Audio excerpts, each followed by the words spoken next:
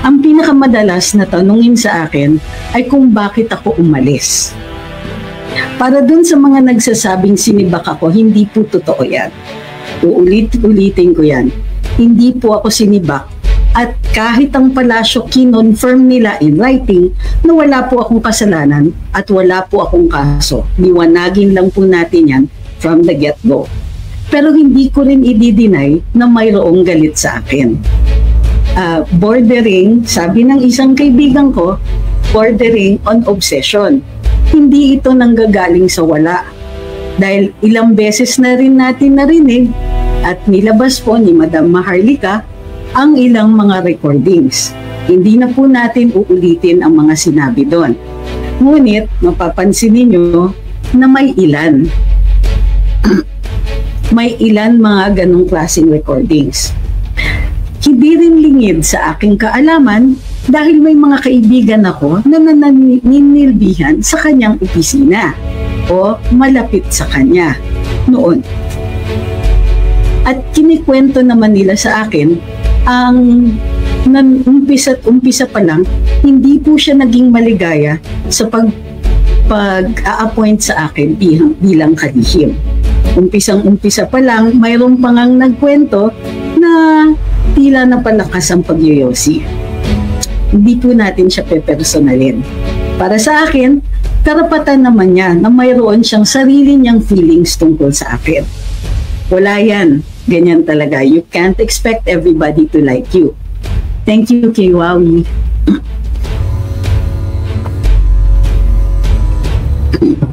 Sabi ni Bernie, hindi ka kasi nasa inner circle ni Lam. That's partially true.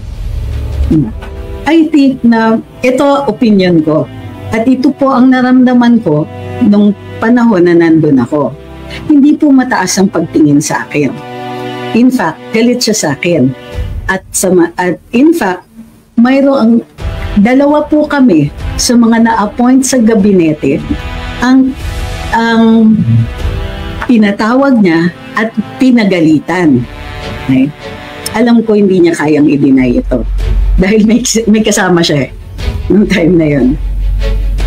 So, isipin niyo na lang na ang isang kalihim na ang boss namin ay ang Pangulo at hindi ang unang ginang ay pinatawag at wala po kaming kumbaga may karapatan pa sana akong humindi. Pero ipinaramdam talaga sa akin na wala akong karapatan na humindi yung panahon na yun. You have no right to refuse. So, pumasok ako doon at noong akong pinatawag ay sumunod naman po ako. Pinagalitan ako kahit ang maliwanag doon wala akong kasalanan at hindi naman po ako nasa chain of command niya.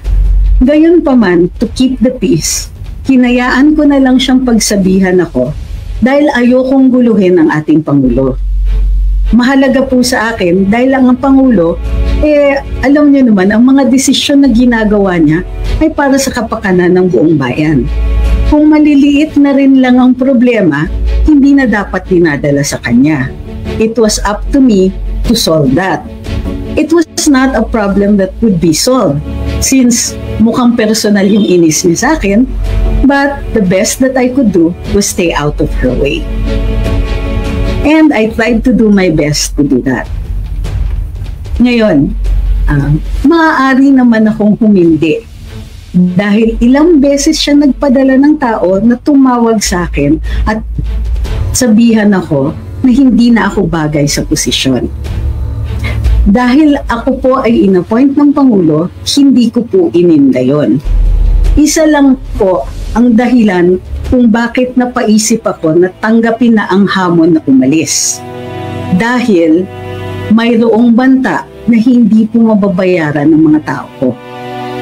Nung pumasok ako bilang kalihim, isa sa nasa utak ko at parating dinidiin sa akin ng tatay ko, meron din akong my father stories.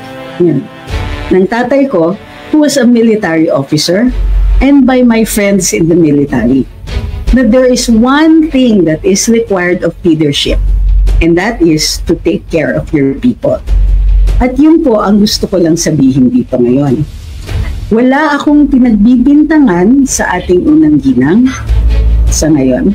Pero of course, pag hinamon niya ako, ibang usapan yan. Ngunit, ang isang inalala ko ay yung banta nga na ang ilang mga tao ko ay hindi mababayaran. May mga tao kasi na ako na po, mga tao ko na sinamahan ako at tinulungan ako sa Office of the Press Secretary. Inalaw po ako na mag-hire ng personnel sa OPS.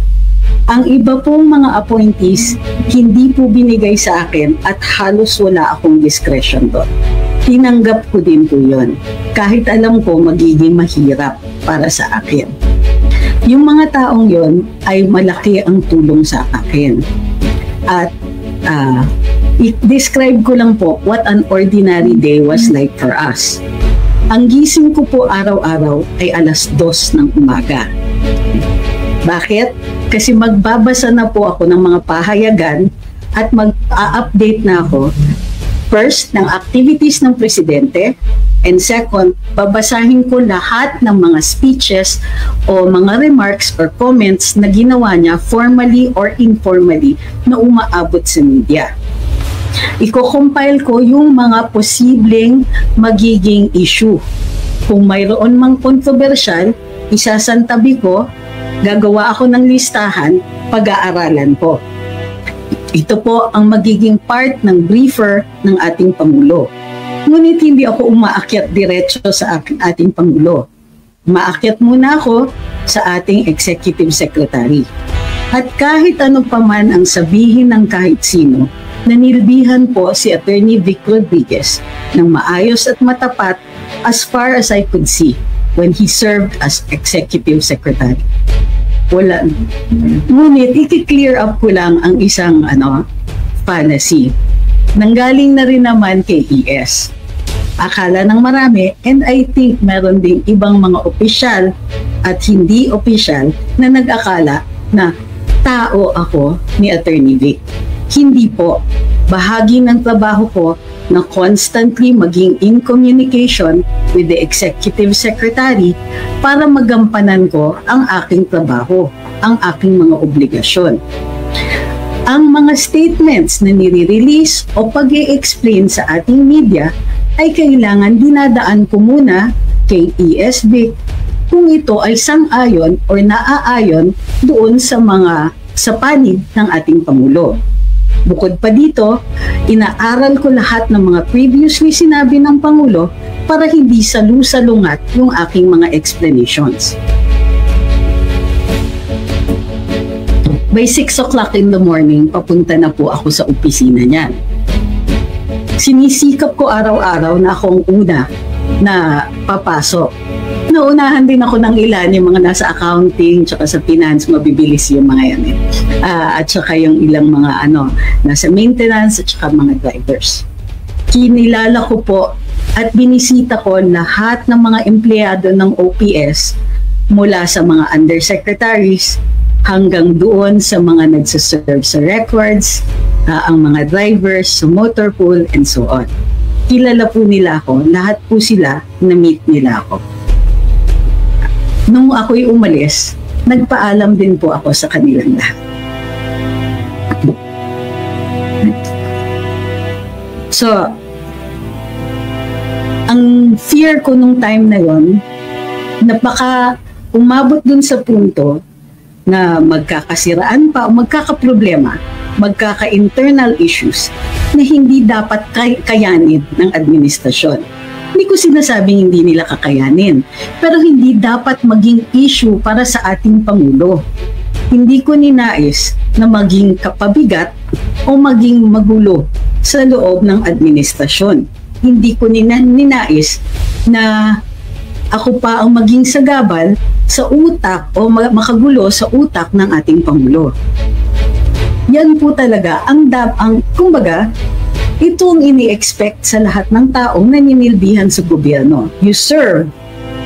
And if your presence there is no longer required or not good for the administration, your choice is only one: you must leave. pwede kong ipaglaban sarili ko.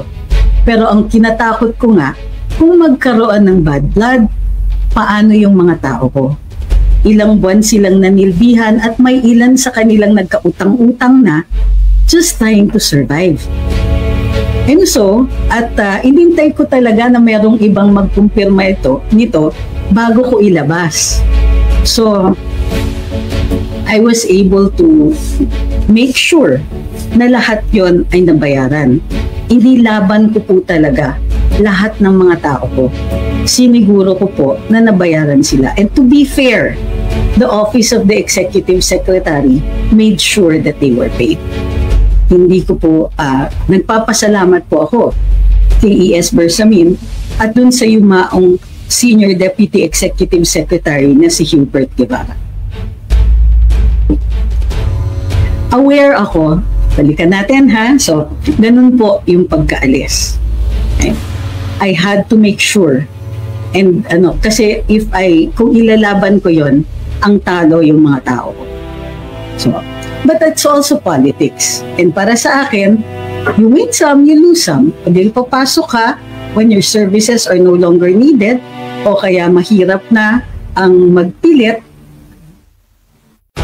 then diba, it is in the interests of the service to make sure that you go and that you go quietly.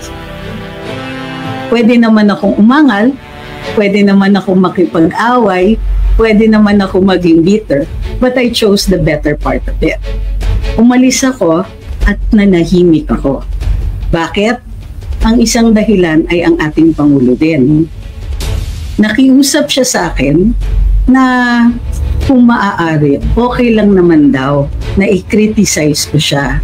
He doesn't mind and it's okay. It's part of the job. Pero kung maaari, to spare the first family. Words po niya yon. And I have kept to that promise. Wala akong personalan, although I will admit na minsan nagpaparinig ako at nag-heckle ko. But that did not start until after, and yes, I will confirm, na si First Lady po ang nakiusap through an intermediary na isang government official na umalis ako sa DWIC. I am saying this with a heavy heart. Hindi ko gusto na ilabas sana ito. Ngunit nawawalan na ako ng options. Hindi pa rin ako tinatantanan hanggang ngayon at parang ang pakiramdam ko base dun sa ilang mga tawag sa akin na hindi talaga nila bibitiwan ang ako. Kumbaga, ayaw nila talaga ako ma-hire ng any publication, ng radyo, or anything like that. They don't want me to have mainstream media as a platform. Yes, malakas po ang loob kong sabihin yung mga yan because I know that for a fact. Masama ba loob ko? Hindi. Hindi ako namimersonal. Pero hindi ibig sabihin yon na mananahimik na ako. Tapos na po ang pangako ko. Tapos na dahil ang pangako na yon was simply based on my leaving government. Iba ng usapan ngayon na pati ang DWIZ, pati yung private na pinasukan ko ay papakialaman pa. Hindi na siguro fair yon. At kahit sinong ordinaryong mamamayan, tingin ko maiintindihan nila na tapos na po. Kumbaga, maswerte pa because I have chosen to keep quiet about the other things that I had seen. Hindi ito panahon na ilabas yon. Hindi ito panahon na guluhin ko pa rin ang usapan, di ba? I am not the focus of the national discussion and I do not want to be. Ang gusto ko, maayos na pamahalaan. Nagbuwis din po ako. Tumulong ako sa administrasyon, tumulong din ako sa kampanya. But I would like to underscore, hindi po ako nag-apply sa posisyon na yan at hindi ko hiningi. Wala akong hiningi for what I contributed to the campaign. Sa oras, sa dami ng oras, nahihiya nga ako kina Madam Maharlika, kina Pebbles, kina Sas. Kasi I think that they deserve also something, an appointment, because tunay po yung pagsiservisyo nila. Nakita ko na tunay ang pagmamahal nila. Hindi lang kay Presidente ha, sa bayan. Nakikita ko, I was in a unique position to see all of that.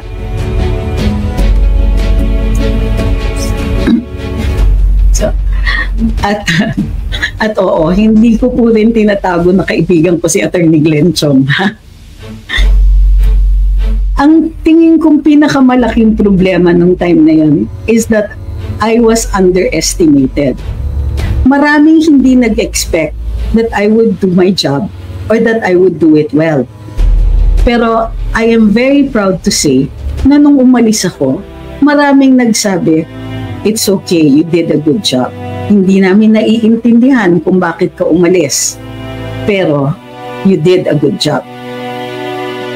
Hindi lang po ordinaryong mamamayan ang nagsasabi nun, mga kasama ko sa gabinete, nakawawa naman dahil minsan-minsan nakikriticize ko ngayon. At ang Pangulo mismo. So, ano pa ba yung commonly asked question? So, yun yung ano ko. Kaya natatawa na lang ako sa mga nagsasabing bitter o pinatanggal, hindi nabigyan ng pwesto. Inofferan po ako nung ako'y umaalis. Ang sabi pa nga sa akin, it might not be cabinet level, but you deserve another position because you did well. Hindi na po. Hiningi ko na lang po na mabayaran yung mga tao. Kasi mas nag-alala po talaga ako doon sa mga tao ko. Kasi yung iba doon, mga, ano ba yan, mga assistants, yung mga EAs, yung mga staff, na 3 buwan po na naninilbihan, hindi na nabayaran, nagkautang-utang po sila.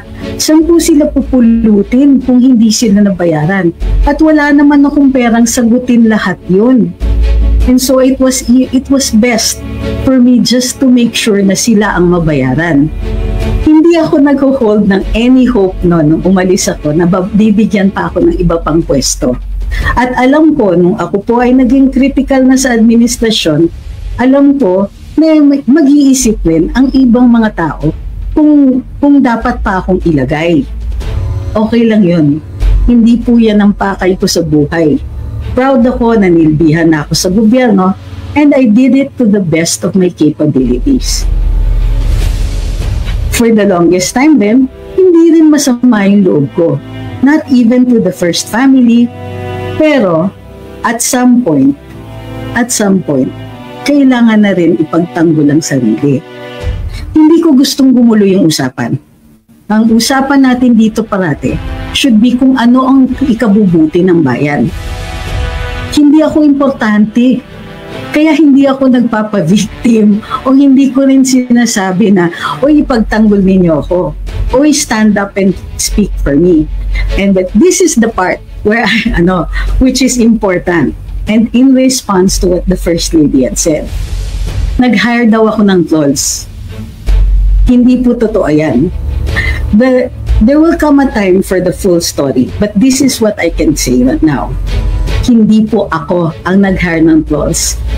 And there were no trolls to defend me. Alam niyo kung bakit? There were enough people who saw that I did well.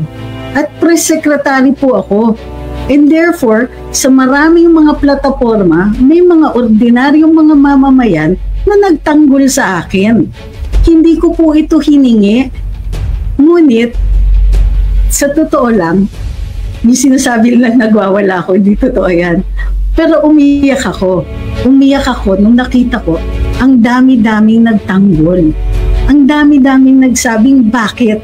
Bakit siya aalis? Bakit natatanggalin?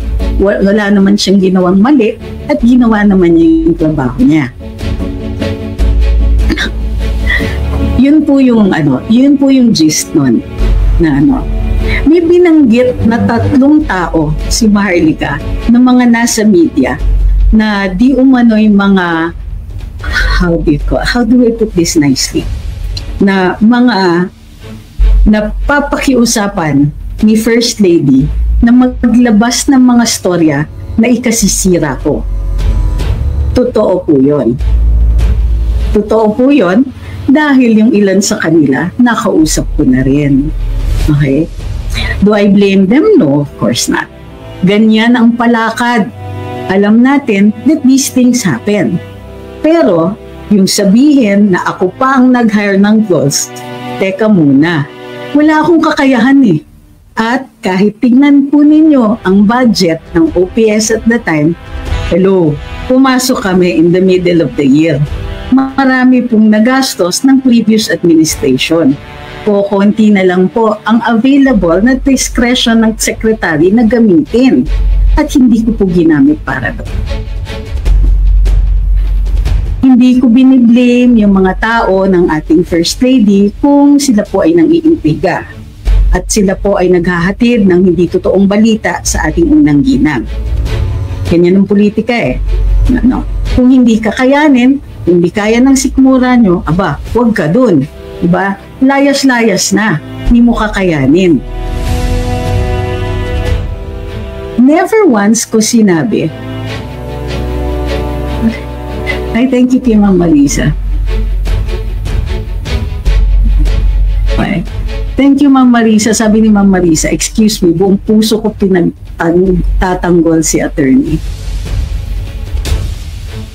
Okay. O, hindi po. Ba't panoorin nyo kasi si Madam Marlic? Mako-confirm ko yung iba dahil meron na ako nakausap sa mga yon. Do I take it against them? Hindi. It was an op. What is an op? It's an operation. Ang purpose, tanggalin ako. I saw the writing on the wall. Alam ko that this was a way to force me to leave. Alam niyo kung bakit kailangan yon? Kasi dapat pasado na ako sa CA. Wala pong tumanggi. Inikot po at this is normal, inikot po namin para tunugan yung mga miyembro ng CA na nasa Senado at saka nasa Kongreso. Mababait naman po sila. Siguro kaya papasa dapat ako. So kailangan i-operate. Kailangan lumabas na hindi ako karapat-dapat sa posisyon or something like that. Or, come up with some scandal. At para sa akin, gugulo na lang ang usapan pag gaganon. And it will not look good. Isipin ninyo, ganun kaaga, wala pang kalahating taon na naninilbihan ng ating Pangulo, meron ng ganong klaseng intriga. Hindi po maganda. Hindi po ikabubuti ng bayan. Sumama ba loob ko? Noong una, hindi. Kasi, politika yan eh. Laking ang para akong tumama sa sweepstakes, bigla akong tinawag, ako na daw ang press secretary. Hindi naman ako nag-apply. So, para sa akin, okay na. Press secretary ako for a while, and then it was time to go. Hindi sumama ang loob ko until much later, nung pinakialaman na ako sa DWIC. So, yung mga hirit-hirit ninyong bitter-bitter na yan, pinabubulaanan ko yan, hindi yan totoo. Matagal na po akong critical sa gobyerno bago pa si Duterte. Ito pa yung hindi I think na ang mga hindi sang-ayon sa aking pag-uupo, hindi po kasi nila ako kilala. Hindi nila alam yung tagal ko ng experience at yung at yung capability ko to handle what would have been my obligations later on. Ganun lang talaga. Well, hindi nila ako kilala, okay lang. Di ba? Ang isa pang sinasabi ay dahil daw maka-Duterte ako, kaya ako tinanggal. Una, hindi ako tinanggal. Ulitin ko yan. Pangalawa, hindi po kami close ni Pangulong Duterte. Before, when he was president, I only met him about 3 times. Baka nga 2 lang eh. The first, nung dumalaw kami sa kanya as vloggers. The second, nung ini-interview ko na siya, nung tapos na ang kanyang pagkapangulo. Contributor po ako dun sa Salamat PRRD na libro. Bahagi po yon ng contribution ko sa PRD administration. Meron ba akong tinanggap under PRD? Wala. Nanilbihan ako bilang consultant ni ASEC Mocha.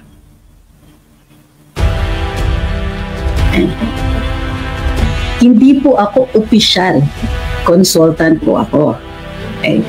Pero it was my way of helping the Duterte administration. Sa madaling sabi, super liit ko lang doon sa makinarya ng gobyerno ni Duterte. Noon po ako, nung pong bumaba na siya bilang presidente, at lalo na nung hindi na po ako naninilbihan sa Marcos administration, doon po talaga kami nagkakilala. At doon po, very proud ako magsabi na hindi ako yung nakinabang, kumbaga, under the Duterte administration. But I'm very, very proud to say that I know the former President Duterte now. So, ang isang pwede ko pa sanang ikasamaan ng loob ay yung sinasabi nila na hindi lang daw ako na pwesto o bitter, hindi sumasama ang loob ko. Pero kasi ang tingin ko, yan na lang po ang depensa. Pero ito yung sinasabi ko, hindi sana ako magsasalita kung hindi pinakialaman hanggang doon sa DWIC. Hindi sana ako, okay na ako eh. Hindi naman ako humingi ng posisyon. Hindi na ako umasa ng posisyon. Diba? Hindi ako nangangarap kahit ngayon. Kahit na noon pa, para dun sa mga matagal na dito, kilala niyo ako. Every time may nagsasabing, Attorney Trix, bagay ka dun sa administrasyon, dapat ma-appoint kang ganito. O dapat tumakbo ka ng ganito. I could keep saying, ayaw niyo na sa akin dito sa vlog. Hindi, pero gusto ko rin malaman ninyo, hindi po ganang kadali magsalita sa panahon ngayon. Aware naman po ako dun sa paggugurugod ng accounts. Aware din ako dun sa mga pangingialam sa buhay ng ibang mga tao. Dun sa mga pahihirap sa ilang mga taong malalakas ang loob na magsalita. I have tried to be as objective as possible. Sometimes it's not possible. And sometimes for me, humor was the best out. Sabi ni RJ, pansin nyo, ang daming calls, bayad kasi magkano kaya. Inabangan po nila ito. Ayan si Kits, oh. Isa siya sa mga saksi. Thank you, Kits. Hindi po ako nagsasalita ng walang resibo. Pero hindi ako maglalabas ng resibo dito. Hintayin ko na i-challenge yan.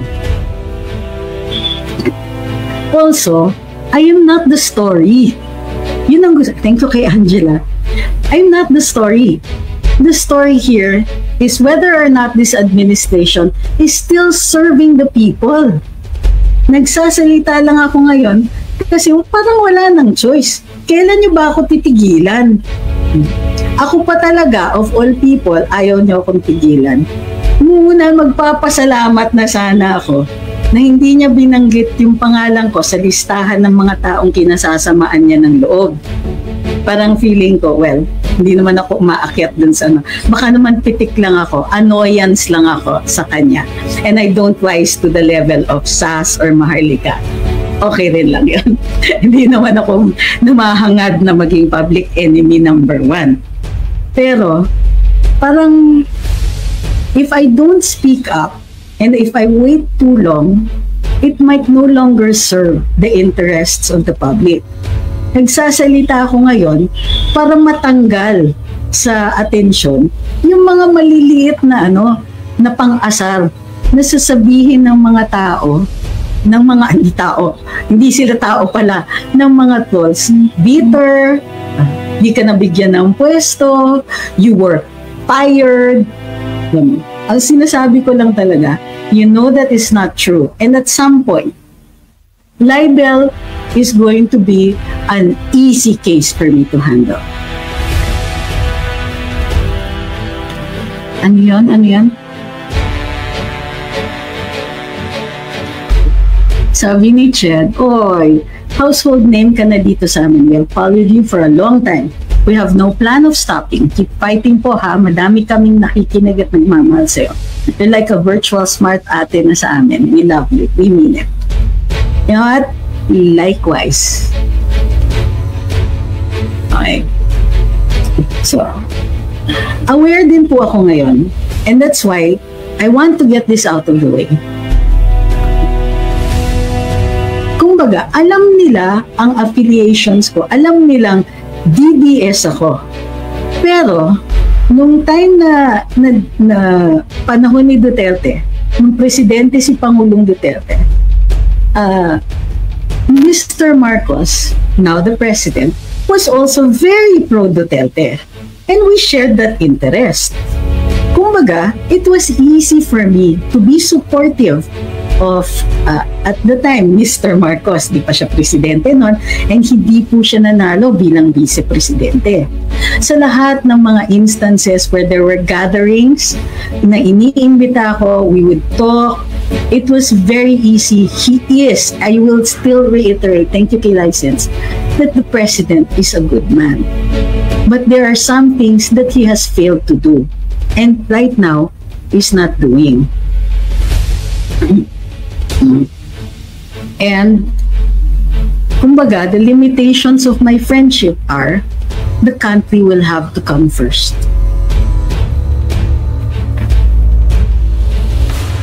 Para dun sa nagsasabing tumakbo akong senador, number one, hindi po ako nag-aambisyon. Number two, yung purpose ko kasi for fighting this thing is not to gain the attention so that I can run for position. Parang nakakaano naman na, baka isipin nila na, uy, kaya lang yan maingay kasi magsesenador yan. Excuse me? I wish I had the power to do that. Wala po akong ganong klaseng resources. So, if you want to, if kung gusto ninyo talagang kantiin ako for speaking, it only makes me more determined.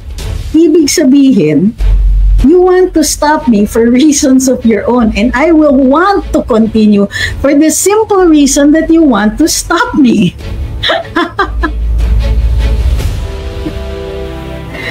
So yun, in the end, I'm not the story, and I don't want to be.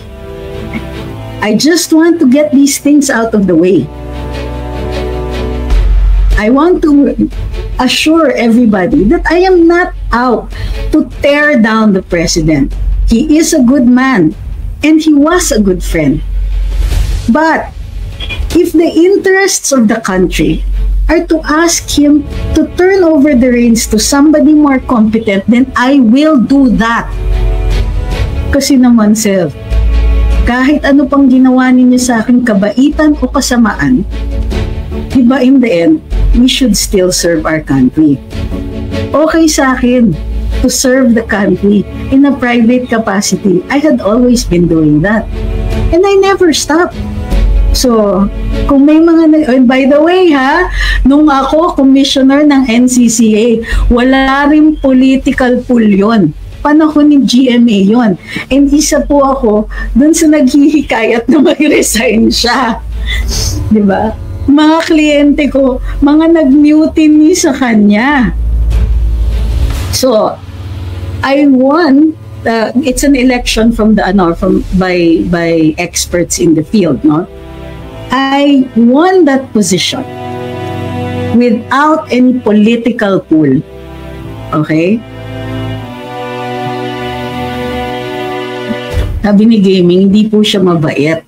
Kung mabait siya, tinupad niya mga pangako niya. Well, I agree naman with you on that one.